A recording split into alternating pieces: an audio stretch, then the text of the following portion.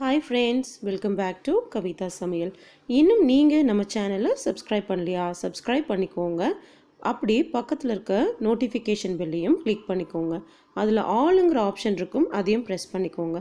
அப்போ தான் நான் அப்லோட் பண்ணுற வீடியோஸ் எல்லாம் உங்களுக்கு உடனே நோட்டிஃபிகேஷனில் வரும். டிஸ்கிரிப்ஷன் பாக்ஸில் நான் எல்லா ரெசிபியோட டீட்டெயில்ஸும் தந்திருக்கேன்.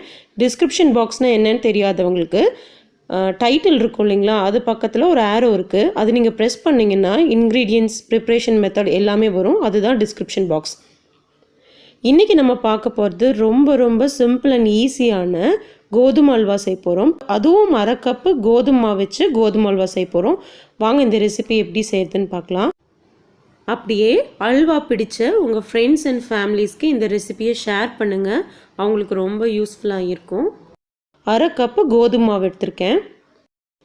நீங்கள் கப்பு இல்லை, மெஷரிங் கப் இல்லை உங்ககிட்டன்னா இந்த மாதிரி ஒரு சின்ன டம்ளர் எடுத்துக்கலாம். இது நம்ம யூஸ்வலாக காஃபி டீ குடிப்போம் இல்லைங்களா, அந்த டம்ளரோட அளவு. அதே மெஷர்மெண்ட் தான் நான் ஃபுல் இன்க்ரீடியண்ட்லேயும் யூஸ் பண்ண போகிறேன். நீங்கள் எதில் மெஷர்மெண்ட் பண்ணுறீங்களோ அதை தான் நீங்கள் கணக்காக எடுத்துக்கணும். ஒரு கப் கோதுமை மாவுக்கு நான் 7 கப் தண்ணி சேர்த்துறேன். ஃபஸ்ட்டு 2 கப் சேர்த்திட்டு அந்த கட்டியெல்லாம் நல்லா கரைச்சி விட்டுக்கோங்க. மறுபடியும் ஒரு 2 கப் சேர்த்திட்டு அந்த கட்டியை நல்லா கரைச்சி விட்டுக்கோங்க. இந்த மாதிரி தண்ணி பதத்துக்கு இருக்கணும். இப்போ மீதி ஒரு 3 கப் தண்ணி சேர்த்திக்கலாம். இது கரைச்சாச்சு, இது ஓரமாக இருக்கட்டும். இப்போ சர்க்கரை அளவு எடுத்துக்கலாம். சர்க்கரை நான் 7 கப்பு மாவு கரைச்ச தண்ணி வச்சுருக்கேன் இல்லைங்களா, அதுதான் நமக்கு மெஷர்மெண்ட்டு. 7 கப்பு மாவு கரைச்ச தண்ணி எடுத்துருக்கிறேன். அந்த மெஷர்மெண்ட்டுக்கு 3.5 கப்பு சர்க்கரை எடுத்திருக்கேன். அதில் பாதி அளவு நான் சர்க்கரை எடுத்திருக்கேன். 3 கப்பில் இருந்து ஒரு 2 டேபிள் ஸ்பூன் அளவுக்கு சர்க்கரையை தனியாக எடுத்து வச்சுருக்கேன். இது அந்த அல்வா கலர் வரத்துக்காக நம்ம கேரமலைஸ் பண்ணுவோம் இல்லைங்களா, அந்த அளவுக்காக நான் இதை எடுத்து வச்சுருக்கேன். 2 ஸ்பூன் சர்க்கரை எடுத்து வச்சாச்சு. அது முழுகிற அளவுக்கு தண்ணி ஊற்றிக்கோங்க. கிட்டத்தட்ட 1 ஸ்பூன் தண்ணி போதுமானது. அப்புறம் ஒரு 20 முந்திரி பருப்பு எடுத்து வச்சுருக்கேன். இங்கே நம்ம மாவு கரைச்ச தண்ணி, சர்க்கரை, அப்புறம் பாகு எடுக்கிறதுக்காக வச்சுருந்த பாகுன்னா அந்த கேரமலைஸ் பண்ணுறதுக்காக எடுத்து வச்சுருந்த சர்க்கரை, முந்திரி பருப்பு, அப்புறம் நெய் நம்ம எந்த அளவில் நம்ம மாவு மெஷர் பண்ணுமோ அந்த அளவுக்கு 2 கப்பு நான் நெய் எடுத்துக்க போகிறேன். உங்களுக்கு நெய் அவ்வளோ யூஸ் பண்ண முடியாது, இல்லை உங்களுக்கு பிடிக்காது அப்படின்னா 1 கப் நெய், 1 கப் எண்ணெய் சேர்த்திக்கலாம். தாராளமாக நீங்கள் சேர்த்திக்கலாம். நெய்யை ஃபுல்லாக நீங்கள் ஸ்கிப் பண்ண முடியாது. நெய் தேவையான அளவு நீங்கள் சேர்த்தி தான் ஆகணும். 1 கப் நெய், 1 கப் எண்ணெய் வேணால் நீங்கள் சேர்த்திக்கலாம். இப்போ ஒரு அரை கப் நெய் ஊற்றிட்டு முந்திரி பருப்பை நம்ம வறுத்து எடுத்துக்கலாம். இப்போ நான் ஸ்டவ் ஆஃப் பண்ணிட்டேன். அதே நெய்யில் நம்ம கரைச்சி வச்ச கோதுமை மாவை நம்ம சேர்த்திக்கலாம். நான் ஏன் ஸ்டவ் ஆஃப் பண்ணேன்னா, நெய் ரொம்ப சூடாக இருக்குது, நம்ம ஊற்றும் போது மேலே தெறிக்கிறதுக்கு சான்சஸ் ரொம்ப ஜாஸ்தி. அதனால தான் நான் ஆஃப் பண்ணிவிட்டு நான் சேர்த்துனேன். இந்த மாதிரி ஒரு ஃப்ளாட்டான கரண்டி எடுத்துக்கோங்க. ஒரு குக்கரோட பேன் இருந்ததுன்னா உங்களுக்கு அடி கனமாக இருக்கும், அது உங்களுக்கு அடி பிடிக்காமல் இருக்கும். நீங்கள் வடைச்சட்டி இதெல்லாம் யூஸ் பண்ணுறதுக்கு பதிலாக நீங்கள் ஒரு குக்கரோட பேன் யூஸ் பண்ணிங்கன்னா உங்களுக்கு கரெக்டாக இருக்கும். அது கொஞ்சம் அடி கனமாக இருக்கும். எல்லார் வீட்லேயும் இருக்குங்கிறதுக்காக நான் குக்கரோட பேன் தான் நான் யூஸ் பண்ணியிருக்கேன். விடாமல் கிளறிட்டே இருங்க. நீங்கள் கிளறிட்டே இருக்கும்போது ஒரு ஸ்டேஜில் இந்த மாதிரி கூழ் மாதிரி வரும். நம்ம கூழெல்லாம் குடிப்போம் இல்லைங்களா, கஞ்சி கூழ், அந்த மாதிரி ஒரு பக்குவத்துக்கு வரும். நான்ஸ்டாப்பாக நீங்கள் கிளறிட்டே இருக்கணும்.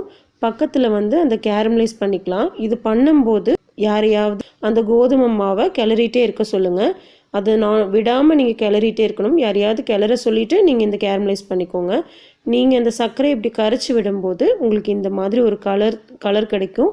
இப்படி கலர் கிடைக்கும்போது அதில் நீங்கள் ஆட் பண்ணிக்கலாம். ரொம்ப விட்டுட்டிங்கன்னா ஒரு மாதிரி கரிஞ்சு போயிடும், கசப்பு டேஸ்ட்டு வர ஆரம்பிச்சிடும். அந்த மாதிரி கரிஞ்சு போயிடுச்சுன்னா நீங்கள் அதை கீழே ஊற்றிட்டு மறுபடியும் ஃப்ரெஷ்ஷாக தான் நீங்கள் செய்யணும். அதுலேயே நீங்கள் செய்ய முடியாது. அப்புறம் அல்வா ஃபுல்லாக கசப்பாக ஆரம்பிச்சிடும். அந்த கேரமலைஸ் பண்ணி வச்சோம் இல்லைங்களா, அதுதான் இந்த ரெசிபிக்கு கலரே. அது நீங்கள் சேர்த்துன உடனே நீங்கள் சர்க்கரை நம்ம அளந்து எடுத்து வச்சோம் இல்லைங்களா, அதையும் நீங்கள் சேர்த்திக்கோங்க. விடாமல் கிளறிட்டே இருக்கணும். எனக்கு இப்போ இந்த இடத்துல அடி பிடிச்ச மாதிரி இருக்குது, அதாவது எனக்கு இந்த இடத்துல லேசாக பிடிச்சிருச்சு. நான் அதை கிளறி விட்டுடுறேன். பிடிச்சிருந்ததுன்னா நீங்கள் உடனே இந்த மாதிரி கிளறி விட்டுடணும், இல்லைன்னா ஃபுல்லாக அடி பிடிச்சிரும். அப்புறம் இந்த ரெசிபியே உங்களுக்கு ஒரு கரிஞ்சின வாசம் வரும். பார்த்திங்களா, இந்த ஒரு சின்ன பிட்டு தான் எனக்கு அங்கே பிடிச்சிருந்தது. நான் அதை எடுத்துட்டேன். நீங்கள் இதே மாதிரி தான் நீங்கள் கிளறிட்டே இருக்கும்போது பிடிச்சிருந்ததுன்னா நீங்கள் அதை எடுத்து விட்டுடணும். இப்போ நம்ம சர்க்கரை சேர்த்துனதுக்கப்புறம் அந்த கூழ் மாதிரி இருந்த ஸ்டேஜ்லேருந்து இன்னும் தண்ணி ஆயிடுச்சு இல்லைங்களா? கவலைப்பட வேண்டாம், சர்க்கரை மறுபடியும் இறுகிரும். நீங்கள் கிளறிட்டே இருங்க. இப்படி எடுத்து பார்த்தீங்கன்னா உங்களுக்கு தெரியும் அடி பிடிச்சிருக்கா பிடிக்கலையான்னு. எனக்கு எந்த ஸ்டேஜ்லேயுமே அடி பிடிக்கல. நம்ம நெய் சேர்த்தி தான் நம்ம கிளறோம், அதனால நமக்கு வந்து மேக்ஸிமம் அடி பிடிக்காது.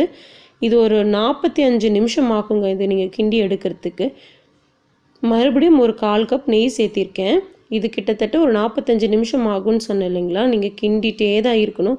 45 நிமிஷம் ஆகும் இல்லையா? அதனால் இது கொதிக்கட்டும்னு சொல்லிவிட்டு நீங்கள் விட்டுட்டு போயிடாதீங்க. கண்டிப்பாக இது கிளறிட்டே இருக்கணும். நான்ஸ்டாப்பாக கிளறினா மட்டும்தான் உங்களுக்கு அடி பிடிக்காமல் அந்த கரெக்டான பக்குவத்துக்கு உங்களுக்கு ரெடியும் ஆகும்.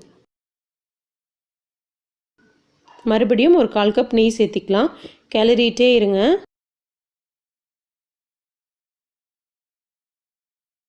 அந்த இலகுவான சர்க்கரை ஃபுல்லாக இறுகணுங்க, அவ்வளோதான். அது இறுகி ஒன்று திரண்டு வரும்போது நம்ம ஆஃப் பண்ணிடலாம்.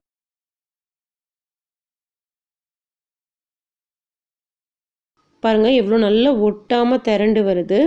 உங்களுக்கு சர்க்கரை கம்மியாக சேர்த்தணும் அப்படின்னு நினச்சி நீங்கள் கம்மியாக சேர்த்திடாதீங்க. அப்புறம் அது இனிப்பாக நம்ம சாப்பிடுவோம் இல்லைங்களா, சத்து மாவு கூழ் அந்த மாதிரி டேஸ்ட் ஆகிடும். நீங்கள் சர்க்கரையும் நெய்யும் நீங்கள் தேவையான அளவு சேர்த்துனா தான் இது அல்வா மாதிரி இருக்கும்.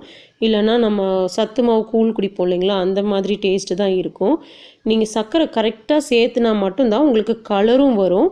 நீங்கள் இப்போது அந்த 7 கப்பு தண்ணி கலந்த கோதுமை மாவுக்கு 3 கப் சேர்த்திருக்கோம் இல்லைங்களா, இப்படி சேர்த்தும் போது தான் உங்களுக்கு அந்த கலரும் கரெக்டாக கிடைக்கும். இல்லை எனக்கு அவ்வளோ வேண்டாம், நான் 2 கப் தான் சேர்த்துறேன் அப்படின்னா 2 கப் சேர்த்துனீங்கன்னா அந்த கலர் கிடைக்காது. அந்த சர்க்கரை மெல்ட் ஆகி உங்களுக்கு வந்து வர கலர் தான் நேச்சுரல் கலர், நம்ம அல்வாவோட நேச்சுரல் கலர் வரதேவும். இப்போ முந்திரி பருப்பும் சேர்த்திட்டேன். அந்த மிச்சம் இருந்த நெய் ஃபுல்லாக சேர்த்திட்டேன். நான் கிட்டத்தட்ட 2 கப் நெய் சேர்த்திருக்கேன். நீங்கள் கலந்துகிட்டே இருந்தீங்கன்னா இந்த மாதிரி ஒரு கரெக்டான பக்குவத்துக்கு வரும். ஒட்டாமல் நம்ம திரண்டு வந்திருக்கு இல்லைங்களா, இதுதான் பக்குவமேவும், இதுதான் ஸ்டேஜே. நம்ம ஆஃப் பண்ணிடலாம். பாருங்கள் எவ்வளோ சூப்பராக அல்வா ரெடி ஆயிடுச்சுன்னு. இந்த ரெசிபி உங்களுக்கு பிடிச்சிருக்கும்னு நினைக்கிறேன். இது ரொம்ப ரொம்ப ஈஸி, டேஸ்டியாக இருக்கும். ஒரு 1/2 கப் கோதுமை மாவு போதும், உங்களுக்கு சூப்பரான அல்வா ரெடி ஆயிடும்.